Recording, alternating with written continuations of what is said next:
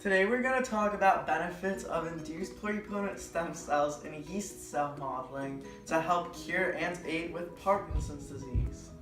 Parkinson's disease is a neurodegenerative disorder that starts with a shaking of the hands and gets worse as you age and often demobilizes you. You most likely have some connection with somebody who has this disease, counting that it affects 1 to 2% of people over the age of 60. Celebrities such as former boxer Muhammad Ali and Michael J. Fox carry this disease. It all begins in the region of the brain called the substantia nigra, in the mutation A53T in the protein alpha-synuclein. When this mutation occurs, the protein gets folded and turns a little bit sad. And when all of these proteins bunch up, they form a Lewy body inclusion, which takes over the neuron and kills it. This neuron is in charge of producing dopamine, which controls locomotion of a human. Part of the reason behind the Lewy body inclusion is the damage done to the ubiquitin monomer by Parkinson's disease. What the ubiquitin monomer is supposed to do is discard proteins to the point where these mutated proteins get broken down by peptides. When this doesn't occur, it allows the inclusions to form. When lysosomes are damaged, also by Parkinson's disease, it has the same effect on the neuron. Scientists model pluripotent stem cells in order to figure out more about the biology of Parkinson's disease.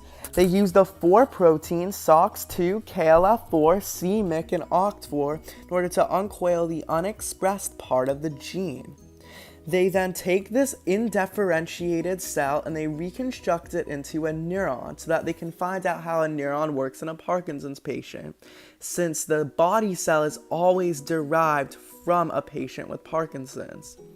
Recently, there was a study done in a macaque monkey where they inserted a reconstructed neuron.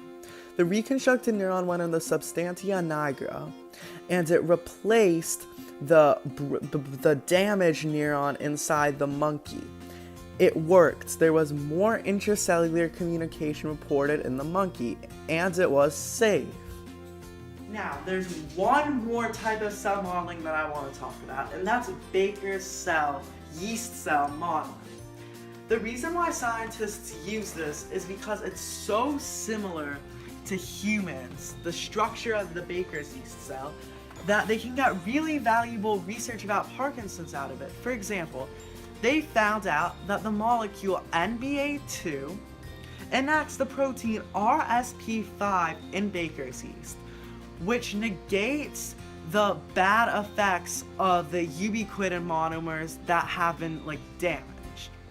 So basically, the ubiquitin monomers are able to function properly, and they properly discard the mutated proteins. Now, yeast cell modeling and just testing on yeast cells for medicine provides so much help for humans because of their similar structures.